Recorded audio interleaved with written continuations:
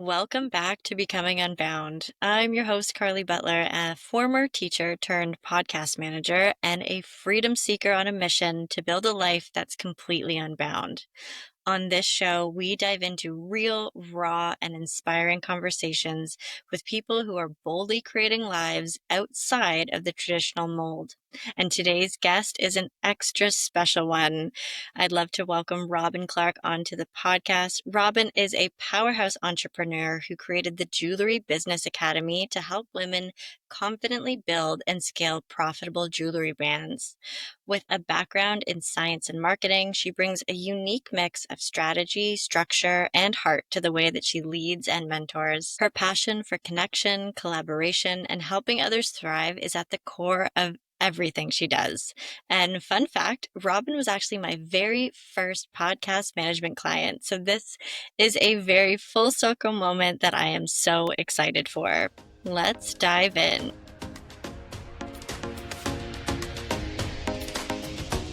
Welcome, Robyn, to the podcast. Thank you so much, Carly, and thank you for the wonderful intro. I'm super excited to be here. I'm super excited to chat to you and to see what direction this conversation goes in. So exciting. Like I said in the intro, it's such a full circle moment. And I always knew I would kind of have a podcast, but I attribute so much of my learning and growth to everything that we worked on together. And yeah, it's been a wild ride sort of venturing into this industry and then starting my own podcast. So I thank you and I have so much gratitude in my heart for you, and everything that you've sort of shown me in your podcast is something amazing too. My roommate, she loves listening to your podcast. So if anyone wants to go check out the Jewelry Business Academy podcast, we'll put everything in the show notes. But Robyn, I think let's start off with sort of, how we sort of got introduced, and then maybe we can go on from our story from there and dive right in. That sounds great. And yeah, I love hearing that your roommate listened to the podcast. That's so fun.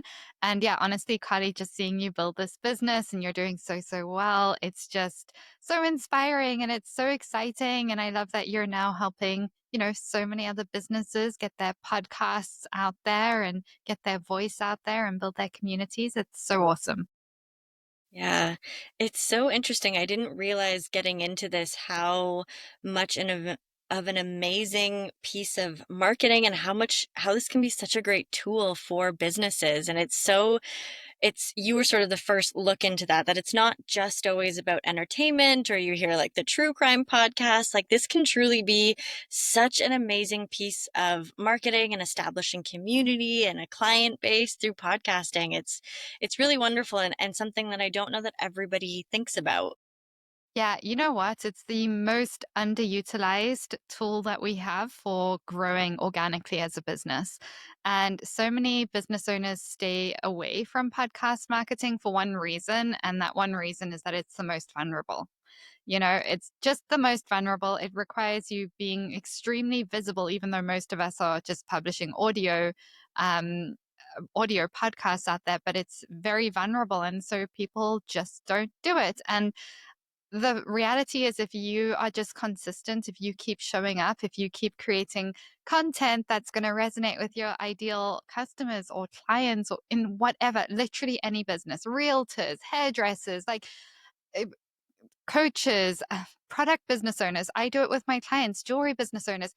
There's nothing better for growing your community, networking with other business owners, networking with people you need to sell to. There's nothing better, but most people just don't do it because it's vulnerable. Yeah. So maybe let's tell our listeners, how did that start for you? What was your sort of first sort of introduction to understanding that world of podcasting, and how did that naturally, because I feel like it just was such a natural thing for you to do. I feel like you've got a Mm. great listener base. How did that all start for you?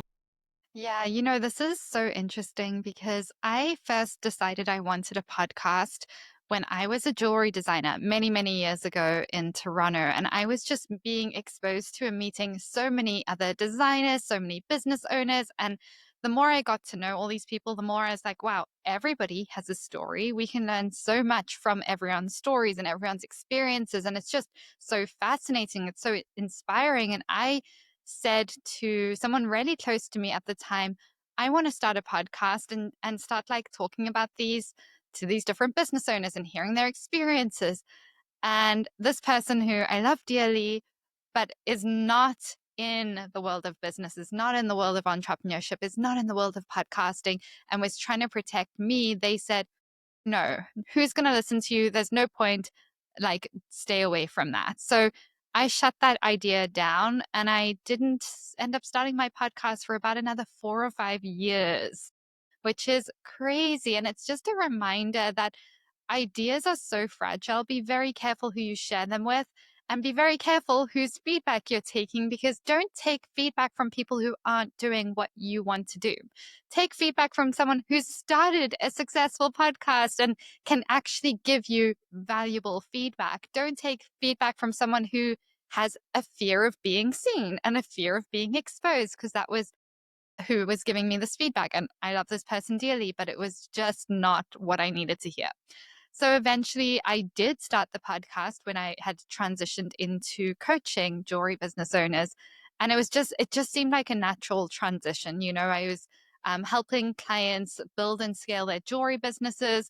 And there's nothing better than a podcast to help impact so many people. Like, we have listeners, you know the data behind the scenes. We have, I don't know, listeners in like 96 or 98 different countries who tune in every single week, who are learning and growing their jewelry businesses. And there's literally no other way we can connect with so many people, have such an incredible community, and help inspire people to take action and make changes in their businesses and in their lives. So it was honestly just a really natural thing.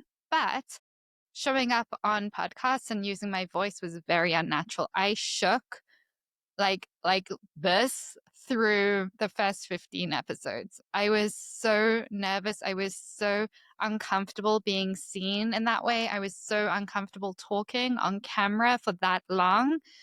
Um, and it's one of those things where it's just like, okay, well, we feel the fear, we feel the discomfort. It's very normal to feel uncomfortable doing this because it's very vulnerable.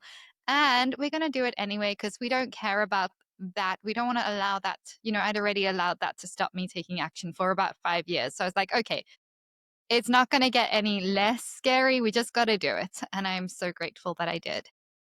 Yeah, wow, you bring up so many great points. First of all, yeah, to all the people that said, don't do the podcast, or I mean, you gotta kinda keep your own counsel on that. Someone once told me that, like, keep your own counsel on everything, and I think that also just feeds into, like, what does your intuition tell you? Like, will this be valuable to your listeners, to your community, to the people who run similar businesses to you? And the answer, of course, now we know is yes, and it's so interesting to sort of step into that, and I'm so glad that you did because there's so much value in that, and I think being able to provide value to potential clients, to just other people in your community, it's something that's pretty amazing. So, Robyn, when you sort of have branched out into something, you started as a designer, jewelry designer, and now you coach people and you have the podcast. So, in that time, how did you come to do that? Like, what was this sort of moment where you were, maybe you can walk us through if you had any other jobs, or what was sort of that moment? How did that all become birthed? Hey, friends, quick little interruption because I wanted to ask, have you been thinking about starting a podcast but feel totally overwhelmed? Or maybe you already have one, but the editing, scheduling, and posting is a full-time job on its own? I get it. I was a teacher once, juggling everything and craving more freedom. Now I help people around the world launch and manage their podcasts without the stress. So whether you're dreaming of finally hitting record or you're ready to grow your show into something that actually works for your business, I've got you. Editing covered. Marketing? Yep. Growth strategy? Absolutely. It's a done for you solution that's as cozy as your favorite hoodie and as powerful as your story deserves.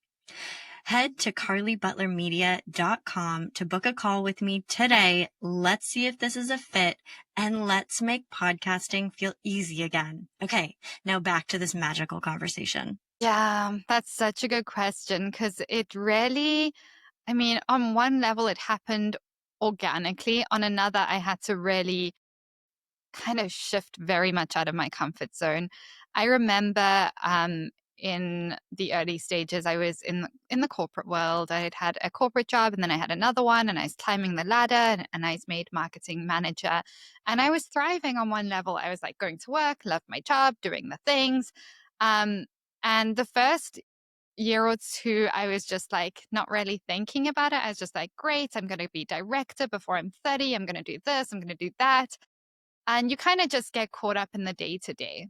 And then I started like getting to the point where I was really looking at the people around me who were directors, who were mothers, who were, you know, 5 to 15 to 20 years ahead of me on their career trajectory. And I was looking and I was talking to them and I was starting to wake up to like, wow, their lives are not a vibe. Like, I can't believe I'm working this hard to be in this position. And I'd ask myself, well, is this just the way this person's running their life? And, you know, these people don't have time to work out. They don't have time to do anything outside of work. You know, we're working 9 till 5, but we had emails and meetings till 8 p.m., 9 p.m. That's standard in Canada. Um, Weekends, you know, you still have projects coming through. And there's this constant pressure to do more. There's the 10-day vacation that you get a year. And I remember asking, well, when do I get more than 10 days? And they were like, oh, well, for every 10 years, we'll add like 2 or 3 days. And I was like, I did the math of how many vacation days I had till I'd retire. And I was like, oh my gosh, get me out of here. Because it just, those 10 vacation days are not vacation. You're basically running errands, you're recovering, and you're sleeping.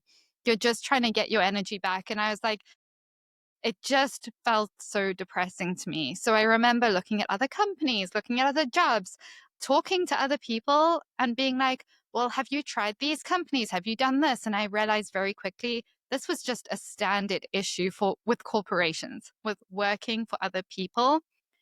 And I realized that the answer isn't to go get another job. And I'm really glad I had that recognition. And I started doing research and I realized that the only answer that I could find was to start my own business. So I bought a whole lot of business books. I started reading them on the weekends and evenings. And I just was like, okay, let me try figure out what I'm going to do. And I remember coming across this graphic one day where it's like, here's how you hit 100,000 in sales. Here's how you hit 1 million. And it broke down the different price points of like, you need to sell X amount at $5,000 or X amount at 200 or X amount at 50. And when you look at the numbers, it's so doable.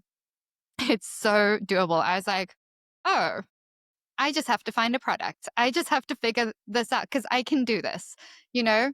And I ended up having a dream one day, and this was after I'd been made marketing manager, which, you know, you think, oh, when I hit this milestone, I'm going to be happy. And it was really eye opening when I hit that, and I was not happy. And I was like, what's going on here? I thought this was going to make me happy. And I wasn't happy because I didn't have ownership over my time. So I woke up one night in the middle of the night with this dream, and I'd come up with a whole business. I was going to start this jewelry brand. It was going to be called this. It was going to be like dainty minimalist gold jewelry. I knew exactly what it was going to look like, and I immediately got my phone, bought the website. The next day, registered the company. A few days later, opened the bank account, and 3 months later, left my job to go full time into this. And I knew it was going to be hard. I knew it was going to be rough. I had so much objections from people around me who deeply cared about me, who couldn't understand why I was throwing away what I'd worked so hard for. They just couldn't see how I was going to make this work. And so they were trying to protect me, and I appreciate that. And I just knew, like, I don't want to live the life any of these people are living. So I'm willing to do this. I'm willing to do what it takes. If it takes me 5 years, if it takes me 20 years, I don't care.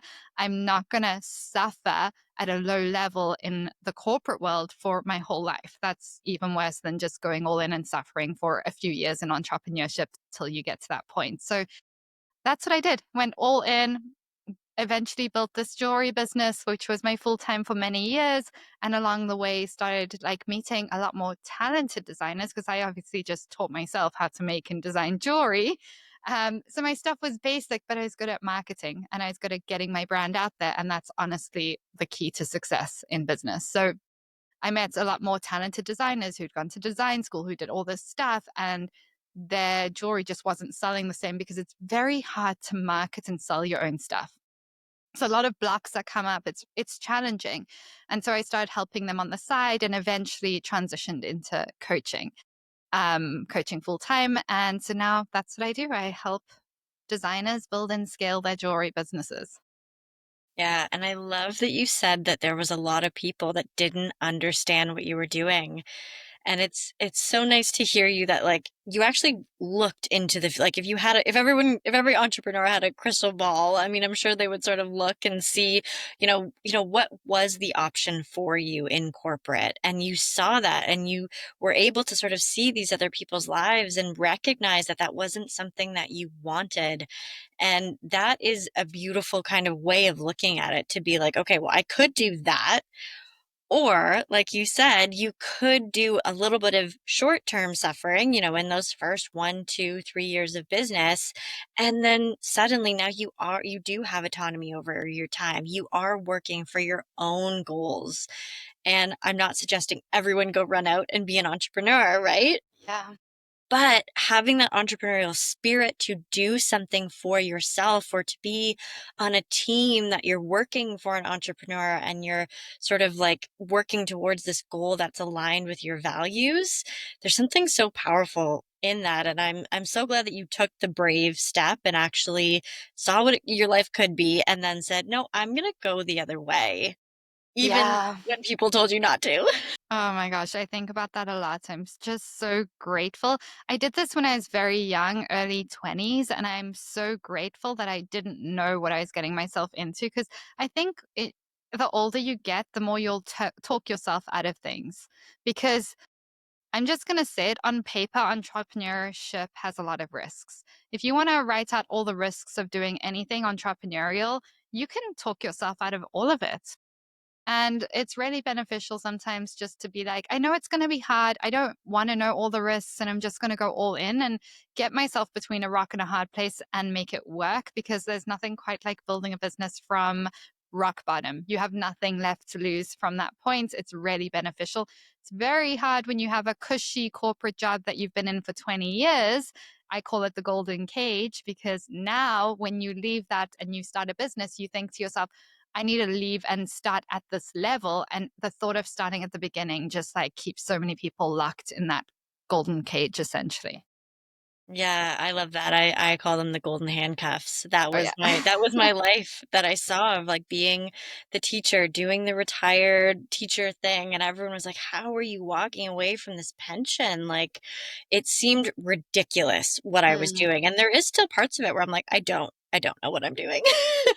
And I think that's kind of like there's a beauty in that, in just like having faith that you are you yourself as a person and your characteristics and your values, you are going to figure it out. And it sounds like you really did put the work in, and you really did do your best to figure it out even though you didn't know what was going to happen. Yeah, 100%. And it's funny because when, like, you're probably in the same position now, when you see that how easy on one level it is to make your own money, and you build that confidence in yourself, and you start to realize, like, even if the business you're in right now doesn't work out, whatever, you realize that you have the skills to generate money. It's so empowering. And I think a lot of people put so much trust in these corporations or or whatever it is to be like, oh, they'll look after me. This is us. And I saw people being fired who'd given their blood, sweat, and tears for 20 years and immediately forgotten about. Like these companies don't care about us and we're not actually that safe. And I think if people recognize how and I don't want people to feel anxious when I'm saying this, but there's not actually that much safety in a job. I feel much more comfortable as an entrepreneur with the highs and lows. Like I feel much safer, which is just, I think it makes a difference when you can shift your perspective in that way. Well, it's in your hands, right? Like Yeah. you are the only one that can either quit or fail. And I love in your podcast, you talk a lot about that. Like you can't fail at business, you can only quit. And if you Yeah. decide to go out on this life in an unbound way, trying to seek out a little bit more freedom, whether that's financial freedom or freedom over your own time, it's really up to you to make it work and to find those resources and to just have that faith that like yeah it's all up to you versus putting your entire life in the hands of a corporation or a big business that ultimately at the end of the day they don't necessarily care about your well-being and the life that you're building. Yeah, and they can't. They just can't. And I think like some people thrive in that environment and that's awesome. But for people like us, it's depressing. It feels stagnant. It feels like I'm pouring my blood, sweat, and tears into stuff. And no matter how much more I work, maybe you get bonuses, maybe you get a little bit of benefits, but we don't have that freedom over what we're doing, when we're doing it, who we're working from. And I think the best part of entrepreneurship, yeah, it takes years to get maybe the financial results, but from day one of being a full time entrepreneur, you own your time. And I feel like that's pretty priceless. Like, time is that one resource we never get back. I resonate a lot with that. That was my one thing that I couldn't. It was like I'm all my time is being dedicated to other families, to other schools, to another person's vision and dream. And it was like, what about my dreams? Like, what Yeah. about the things that I think about? And aside from just starting a hobby, which can be great, like all my time is going towards other people's successes. And what about the business that I wanted to sort of start or think about? And so it's really beautiful to sort of watch that shift of all of a sudden that time. And maybe I can say that in the first couple of years, and you can attest to that, that you don't necessarily all of a sudden have all of this time to do stuff. Like a lot of my time, it's, late nights, I'm getting up early, I'm on vacation and yet still working somehow. But for some reason, it's different because it's yours. It's like it's your baby. It's completely different. Like, I get so much joy working on my business and excitement and like I'll work on weekends because I want to, because I'm choosing to, because ultimately I see the rewards from doing that, which it's just so different. So, Robyn, what was that first step that you took aside from having that beautiful dream that sort of dropped in everything? After you did that, what was sort of that first step? You saw everyone working, you saw the life that they could have, you had this dream. What did you do next? I bought the website, registered the business, opened the bank accounts. Now, this is where I'm an all or nothing person. So anyone listening to this, I'm pretty extreme. I'm just like, oh, I go all in and I want to go dive in the deep. I don't recommend my approach to most people listening. It will it will mess up your nervous system. It will cause you a lot of people to panic and freeze and it's not a good approach for most people, but for me, I kind of thrive with the all or nothing approach. So what I did was I formalized the business. What a lot of people do is they come up with this great idea and they're like, okay, I'm going to plan, I'm going to write lists, I'm going to think about it. And I've had clients who come and work with me after 5 years of thinking of this business or 10 years of thinking. There's only so much thinking you need to do for a business. What you really need to do is take steps that solidify it so that you're not going to bail. So by registering, by opening the bank accounts, by I registered for HST before I made my first sale. Now, in Canada, you only need to register when you're making about 35,000 a year. I made the decision that that was going to happen. And a lot of people will be like, oh, I'll wait to register to see if it works. Well, what happens in business if you decide to dip your toe in and see if it works, it's not going to work because business doesn't work like that. You have to keep going until it works. You can't say, I'm going to dip my toe in and see if it works because you're going to face so many challenges that are in your mind going to be signs that this isn't going to work, but that's just business. That's just normal. So saying to yourself, oh, let me brainstorm, or let me think about it, or let me dip my toe in, those people are not going to make it in business. And I mean this like with a lot of love. Um, I won't actually take on clients if they say, I want to dip my toe in, because I'm like, oh, you're just looking for the first thing, the first challenge. You want to have that approach of, I'm going to make this work. And if I don't, I'm going to pivot. That's okay. And you just start taking those steps. So I did what I needed to do to solidify it. And then I left my corporate job. I resigned. They thought I was crazy. I got re-offered my job multiple times after I left for more than double the salary, which pissed me off. And really lit a fire in me to be like, well, now I definitely want to make this work because I'm just so mad that, that situation happened. Um, and so do what you need to do to solidify and actually start doing what's required to build that business. We can write lists all we want. We can do market research. Like, I'm not a fan of market research. Just get your minimum viable product out to market as quick as possible and see if real potential customers will pay you. See if real people will pay you. You can't go ask friends and family, would you buy this? Because they might not be your ideal client or customer. You just need to get that minimum viable product out, start selling, and start doing what's required. And so for everyone at different stages, it depends on your product, but get that product out there, start getting visible, start talking about it. Get your bank accounts and stuff solidified so that you feel like this is a real business, and then treat it like a full-time job.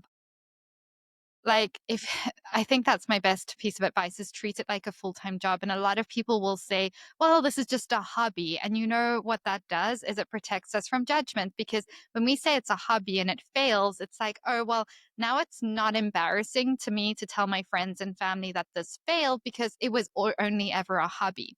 When we label a business of ours as a hobby, it's just a way of ourselves keeping us safe. That's all we're doing.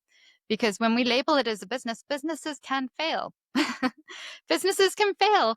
And so a lot of people protect themselves by labeling it as a hobby, and it's not serving anyone by doing that.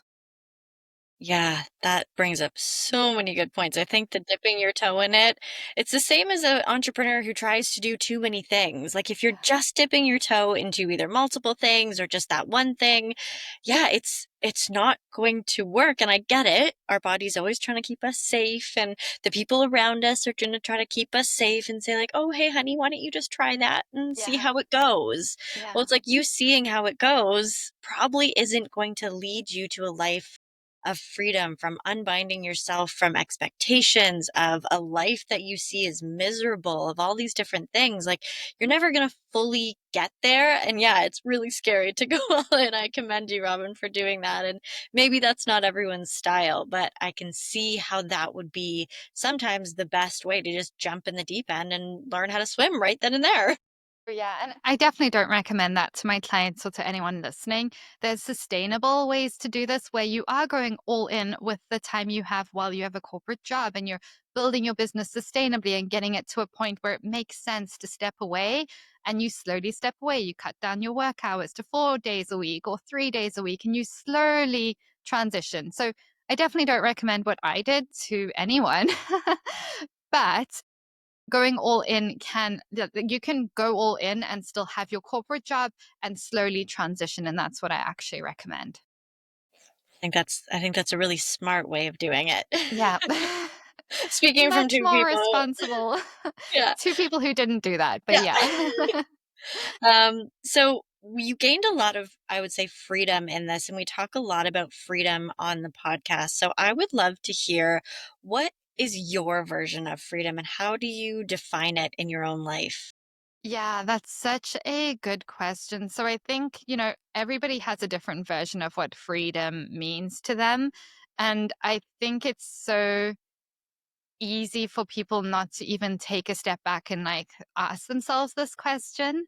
I think a lot of people just go through life kind of on autopilot because we're more focused on what is expected of me. Like, okay, well, I need to go to university, I need to get this job, I need to go and do check all these boxes that was kind of laid out for me when I was younger. And so asking ourselves, like, well, what does freedom mean to me? Is like such an important question. And I'm so glad we're talking about this. And it really depends on everyone's values. But for me, freedom is owning my time. And this is going to sound crazy, Carly, because I was thinking about this the other day, but I remember being 6 years old in my classroom, and I went to a lovely school in South Africa. I loved my grade one teacher. It was a beautiful, I couldn't have asked for a better school and all that stuff. But I remember sitting in class one day, having my rice cake in the sun and thinking, this is not a good use of my time. I remember thinking to myself, like, no, we had a good morning of work and stuff, but I finished my work ahead of everyone else. And then what do the teachers make the people who finish early do? Sit there and do nothing and wait. And I remember just thinking, no, this is not it. This is not right. This is not a good use of my time. Like, I could be playing, I could be doing other work, I could be reading. Like, something about this just isn't right. And I remember going through schooling and just always questioning, like, how does this, like, this is not making sense to me. I was an A student, I did really well, so I wasn't going through and like failing everything and being like, I hate school. I was like a star student on one level, and I was just being like, this doesn't make sense. Like, I don't understand. Like, we're children for such a young age. How is it better for me to be sitting in a classroom than being outside playing? How is it better for me to be doing homework every day for 3 hours? Like, I just didn't get it. And so for me, freedom means earning my time. Like, we have such a limited time on earth. And I think it's easy for us to sometimes get into that space of feeling like this is just the rehearsal. And one day I'm going to do this, and one day I'm going to do that. And so for me, I want to earn my time. I want to control who I'm spending time with, who I'm working with, what work I'm doing. I want to do stuff that lights me up. I want to feel fulfilled. When it is sunny outside and we've been suffering through a crazy winter in Canada, I want to drop everything and go for a walk. When I'm not feeling well, I want to listen to my body and honor it and rest. When I'm feeling like I want to go see friends, I want to have the energy to go and actually see them and do things with them. I had my dog who had moved, he lived in like 6 or 7 countries. And he came to move back to live with me in Canada when I was in the corporate job. And this is going to sound crazy, but I remember recognizing, I was like, he only has a few years left. Like, I'm leaving him at home. I'm driving back at lunchtime quickly to see him for a few minutes, going back. And in winter, he wasn't really having a walk in the sun. It was dark in the morning, dark at night. And I was like, this isn't right. And that really changed my perspective in terms of my time as well. And I was like, no, this is not working. Like, I want to decide how to use my energy best. I'm an incredibly hard worker, but nobody is made to work like a robot 9 to 5. It's not natural. It's not normal. I remember seeing from 2:30 p.m. onwards, it was a waste of time for anybody being in the office. They were all just shuffling papers, pretending to do stuff. And it just felt ridiculous. So for me, earning my time is huge, having autonomy over what I'm doing, where I'm going. I don't want to go on random business trips to like places with people I don't want to see. Like, I don't want to be told I have to do stuff like that either. So yeah, you can tell I'm passionate about this, but time, I don't want anyone having control over my time. I want to decide what I do. I want to decide when I do it, who I'm doing it with, you know, and so earning your time is essentially my biggest value. And like, basically, feeling sovereign in your choices, like having that autonomy that I get to do what I want to do when I want to do it in a way that feels good to me as well. I love that. I love the image of little six-year-old you in your first grade classroom. That's great. And yeah, there is so many moments, and it sounds like that never left you, that idea of like questioning, like, is this the best use of my time? Yeah. Probably not. And there are so many moments. I remember summer jobs of just like being in a corporation, just being like, is this like what office life is like? And now I was a little blessed. I got to work in a fun like environment in a classroom, but Yeah. yeah, I can definitely see that autonomy over your time is such a freedom that is underestimated. I feel like a lot of people don't understand that they don't have control over their time. They don't. And here's the thing that people don't understand is that when you don't have control over your time, you don't have as much control over your health. You don't have as much control over your finances. You don't have as much control over your relationships. Like it impacts everything. So obviously financial freedom's huge for me. But I would even have been happy with like a lower salary and having that time freedom. Like I would have been happy with that. Um, the time thing to me is just like it's the one thing that you can never get back. Like would have hated to wake up when I was 70 and be like, my God, I gave all my youth to some other people. And I spent all that time working in air conditioned offices where it's freezing all the time, doing work that didn't fulfill me, just trying to be a good employee. Like, yeah. Yeah, and I'm sure this resonates with so many of my listeners because a lot of female listeners here. And I think one thing as a female going through the world, like there are some moments and cycles that you can't, it's hard to ignore, and just forcing yourself into this 9 to 5 over and over and over again with no regard for how we move on a monthly basis. It's absolutely wild to me. And the sick days that, we would have to like go into. And I remember like you've probably had this experience when you put in a sick day for something that a male doesn't understand, and you're like, "No, I physically can't get up," or like, I shouldn't be in the office today. I'm of no use to anybody, and yet I have to force myself to go do this." So being able to listen to your body is so, so valuable. And taking Yeah. breaks in the sunshine when you want, like, there isn't a price tag on that, I feel. Yeah, it's honestly, it's crazy to me that that's such a luxury in today's world, but it really is a luxury and it's not something I take for granted because I think, oh man, the thought of someone else owning my time would just be unbelievably stressful to me because I go through the ups and downs of entrepreneurship with so much peace and I just feel so grounded and I just feel so like grateful that, you know, when it's sunny, I can go for a walk. When I want to take a trip, all my trips are last minute because I'm just like, yeah, I want to go away next week or 2 weeks from now. And I go away and it is what it is. Like, I don't need to book time off. I don't need to ask permission. And what you said about being sick, it's interesting because I realized for years I didn't listen to my body for years. So I wouldn't even have thought, oh, I'm sick. I shouldn't go into the office. I never even did that check in. I remember going in and virtually feeling like I'm dying. And that was obviously pre COVID because post COVID works. I think corporations are a little less into that. But my companies that I work for did not care.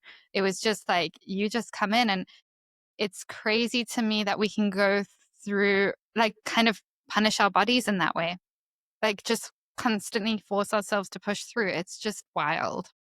It doesn't seem very natural or human or based on our own like spiritual journeys, like all of those things that you feel on a daily, weekly base. Like it is so important to listen to. And I think just that forcing ourselves to do stuff, like I remember like I felt physically ill and there was like a resistance to going to work. And I've talked to someone else on this podcast where it's like that feeling isn't just this feeling of, oh, I don't want to go to work. That feeling is real. Your body is trying to tell you something. And it's probably about time that we as a society start listening to that. That's so interesting that you had that feeling, Carly, because I had exactly the same. I had like this full on resistance where my body just was like, I would actually just sob on the way to work. There was that period where I loved it, then that period where I was like, this is not it. And it made it really, really hard. And for anyone who's listening, who's like recognizing, like, oh, this is not it, one perspective shift I can give you to help you, because the reality is we need money. We can't just all quit our jobs tomorrow, is shift your perspective on your job and have a attitude of gratitude towards what it's allowing you to do, and then go and build whatever it is that you want to build on the side. while you can, because that perspective, I wish I'd had support at that stage with someone just saying, hey, yes, this sucks and this is not for you long term, but here's the benefits to it right now. And let's just be grateful for these aspects. Let's detach from these crazy people we have to deal with. Let's detach from the business. That's kind of quiet quit. And I hate to say that on live, but quiet quitting is the way to go. Yeah, you bring up a really great point of just like, I think almost making like an agreement with your body and your mind and your soul and just being like, okay, listen, this is what we're getting out of this. Yeah. Let's sort of come up with a temporary agreement. Be like, okay, we're going to do this for the next 3 months. Yeah. This is what we're going to go get out of it. And once your body and your brain understands that message that, okay, whatever I'm doing daily is temporary, it can get a little bit easier and free up parts of your mind to start, stimulating creativity or research into something that you're passionate about. 100%. It would make a world of difference. So I highly recommend like just being grateful for what your job is giving you, because everybody's job is giving them something. And then using that space that you now have where you're not being stressed about the job to just focus on what it is that you want to do. Amazing. Everything here is so valuable here, Robin. So, if you were to speak to someone, maybe a younger version of yourself or someone who's feeling stuck, what would you say is that first step to take for them or a piece of advice for them to? I know we've kind of already given a bit of really valuable tools, but is there anything else that you would tell that person who's feeling stuck? Yeah, I'm just thinking back to my younger self because I went through a lot of stages of life where I was kind of at hit rock bottom or I felt stuck. And I also went through stages where I didn't really believe in myself either. And I think the best thing you can do is get around people who are going to help shift your perspective on what's possible. Get around people who are going to also believe in you, maybe more than you believe in yourself at some points. Get into communities that can help you do that. Get coaches, get support, get a therapist, um, get friends who are doing that, and just start looking at like what's possible. Because I think so many people don't realize what's possible in the world we live in today. We have never lived in a better world for creating your own income. It's never been easier. It's never been more possible. And I think the first thing you want to do is just recognize that like there's options, and the hardest thing is choosing what one aligns with what you want. And I think so just surrounding yourself with people who are doing things that you find inspiring or exciting and hearing their stories. And then when you're feeling ready, just start taking messy action. We often think everything has to be super aligned and all the stars have to be aligned before we dive into something or before we build something. Um, but that's just not business. It's messy, it's scrappy, and be willing to be cringy, because entrepreneurship, there's just a cringy phase where everything you do feels cringy, it feels embarrassing. Let it be embarrassing. Nobody actually cares. And the people who do will come back years later and be like, how did you do this? Help me do the same. Because I've had that. I've had those exact conversations. So let things be cringy. I always like to think of 5 years from now, what will I be grateful that I did today? And that really makes it easier to do all those difficult things in the beginning. That's great advice. Yeah, and get over the cringiness as soon as you can because it is cringy and it's going to feel cringy the week after and even the next day it's going to feel like you look back on either, yesterday or the 2 months before when you were doing stuff and it does feel like it because you're kind of bumbling around in the dark and that's okay. Yeah, I mean, the way I like to think of it is if you're going from wherever you are in the corporate world, or if you're a student, whatever, you're going from being good at something to being essentially in kindergarten again Yeah. because you're brand new, you're learning. So you're bumbling around. It's scrappy, it's messy, it's embarrassing. You know, it is what it is, but how sad would it be to look back on your life years from now and be like, wow, that calling that I felt like I had, that thing that I wanted to do, how silly that I was so worried about what Sarah down the street would think about me or what Ben from high school would think about me, that just because of being embarrassed of what these random people who probably weren't even thinking about you thought about you, that just because of that, you didn't go out there and build your dreams. Like that would be very heartbreaking. So we don't want to do that. No.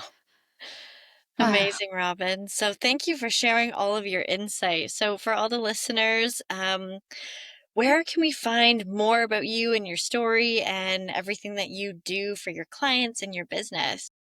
Yeah, thank you so much for having me, Carly. This has been so much fun. And for anyone who wants to follow along, you can follow along and connect with us on Instagram. It's Robyn Clark Coaching. You can also listen to the podcast if you're a small business owner or jewelry business owner. You'll get a lot of support there. And that's through the Jewelry Business Academy podcast. Amazing. Thanks for sharing that. Thank you for your time today. This has been so many wonderful golden nuggets that I hope everyone can kind of take and do with what they will and Yeah. maybe take those first baby steps. Yeah. Thank you so much for having me, Carly. This has been so much fun. Awesome. All right, friends, that's a wrap on today's episode with the incredible Robyn Clark. I hope you're leaving this conversation feeling inspired, empowered, and maybe even a little more unbound. Robyn's story is such a beautiful reminder that you can follow your gut, take those big leaps, and stay aligned with your purpose. And you really can create the business and life that you're dreaming about. If you loved this episode, be sure to subscribe, leave a review, share it with a fellow freedom seeker, and don't forget to check out the Jewelry Business Academy if you are a jewelry brand owner ready to scale with strategy and soul. Robyn is truly the real deal. Thanks so much for listening, and I'll catch you on the next one of Becoming Unbound.